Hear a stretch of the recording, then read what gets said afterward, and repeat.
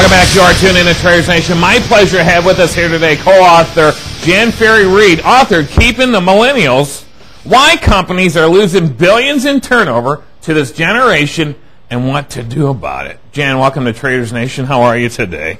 I'm great, Kurt. Happy to be here. Thanks for being with us. Jan, what is a millennial? What is that?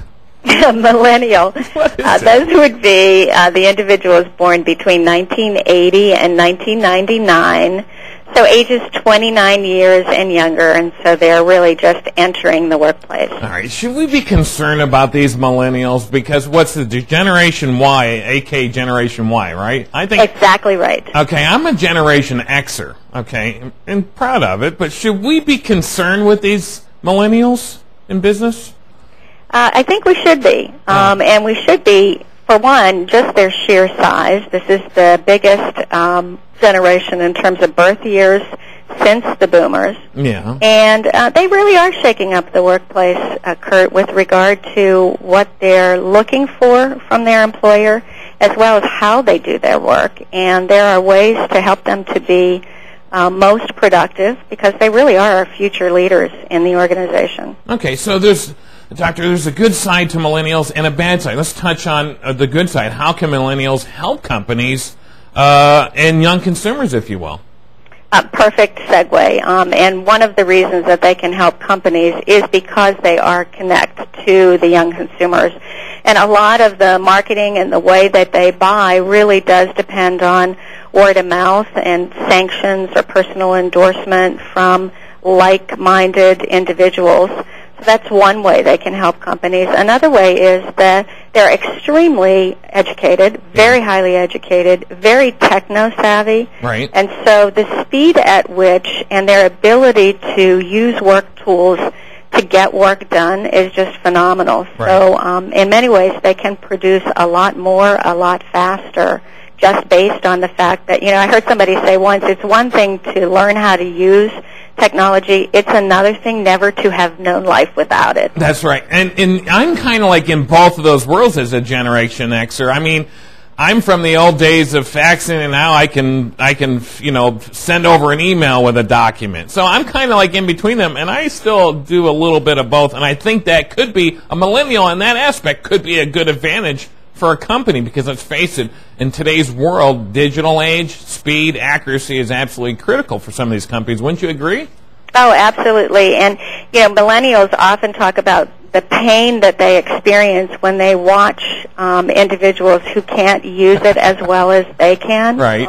Especially with the speed. And, oftentimes I'll hear boomer parents who are in the workplace saying that, when their kids are looking over their shoulder, they're like, please stop, Mom or Dad. Just it's too painful for me to watch you. Let me do it for you or show you how to do it. Sure. And in organizations, that mentoring can certainly help other generations and other employees as well. All right, so there's an added benefit to having a millennial around, but doesn't that also cause or create, if you will, a conflict with an older generation? Because some of those older generation people, they don't want to be told what to do. Yeah, that's very familiar. In fact, one of the reasons that my co-author and I, Joanne Sujansky, wrote the book is we started to hear from our clients and from hiring managers. I can't believe that, they're coming into the workplace and asking for the kinds of things that they are. Just who do they think they are? Right. And a lot of negative comments, unfortunately a lot of negative stereotypes. And the conflict they cause is that, these are the children of helicoptering parents, the hovering parents who, gave them everything that they wanted, sure. helped to launch their career, are there, every second of a text message or a cell phone call to kind of help them through life. And they were told, you can really do anything. And so they often come to the workplace assuming that that same kind of hovering or nurturing is going to be part of the drill, and it always isn't. Right. So that becomes a problem for the millennial, doesn't it? Because that millennial does get, when he or she gets into that workplace, they have to be able to stand on their own. So is there a big problem with companies that hire millennials in the sense that, is there a big turnover rate? They come in, they they can't quite mesh. It's not a good marriage, if you will. So is there a high turnover rate to millennials in the workplace? Of course, we have to talk about the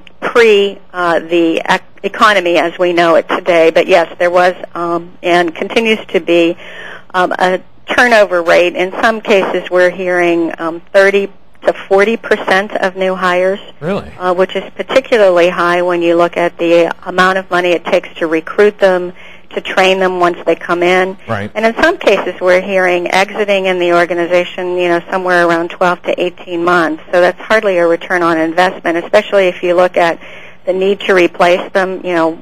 Human resources experts would say that it's anywhere from 50 to 150% of that annual salary that it costs to replace them, let alone the havoc when you have the gap.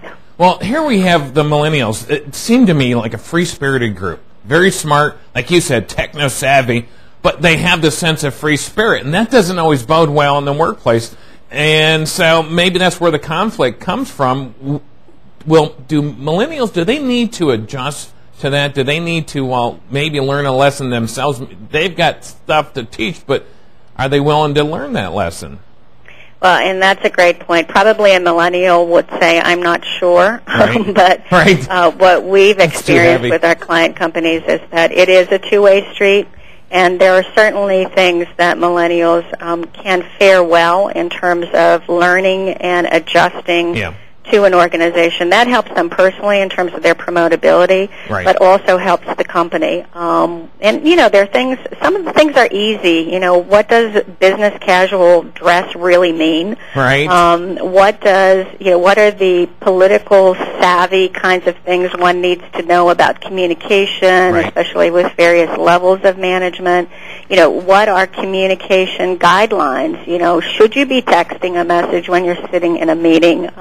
Should you be multitasking and having how many windows open, including your Facebook, while you're completing job assignments? So all of that can cause some challenge. Sure, I think you're absolutely right, because I think, there's a place for work and there's a place for personal time. The personal time's got to be done at home or on your break. But, you're running into a gray area if you do it on your break on companies' computers or equipment or what have you. So I think there's a big question mark there. All right, so is there also a problem with traditional values with millennials? I mean, what's so wrong about traditional values? That we've gone so advanced forward that we forget about traditional values? I don't know that what we're talking about are traditional values. In fact, it's kind of interesting. One of the surveys that we conducted with about 1,100 responses, we asked various generations kind of what their number one attraction was for going with a company. And interestingly enough, the number one attraction for both boomers and millennials was health benefits, health care plans. So that was a little bit of a surprise. But if we talk about traditional values with regard to work ethic, when we talk about dedication, I think we're still talking about the same values, but we have a different interpretation of what that means. Sure. A millennial looks at work ethic and says, so I live a 24/7 life. So, why is it that I have to be sitting at a computer from, the traditional 9 to 5? I'll still get that done. Maybe I'll complete it at 3 in the morning. Right. It's a constraint. I'd like to work on my own time. Now, granted, that's, kind of pie in the sky, but when you look at organizations like Best Buy, who were one of the first to say, let's look at results, not necessarily just time and activity, you are looking at organizations saying, hey, you know what? Sometimes what they're asking for makes a whole lot of sense. Right. To me that seems like constraints. Don't like dealing with constraints. But you know what? I love the spirit. I got to be honest with you. I love the spirit. And I am conservative. I am a traditionalist, and you name it all the way down the line. But I do love the spirit, as long as that spirit can be transcends into a great business practice. All right. So, Jan, where can we find Keeping the Millennials, a copy today? You can go to keepingthemillennials.com. Yeah. And there are lots of resources on there, including information with regard to the book and buying the book. And we have also lots of free offers from other thought leaders in the field of management and leadership that if you purchase the book, you can receive. All right, Dr. Jan Ferri-Reed, Keeping the Millennials. Thanks for being with us today. Appreciate it. Thank you so much. It was a great time. You're more than welcome. Stay tuned. We'll be right back.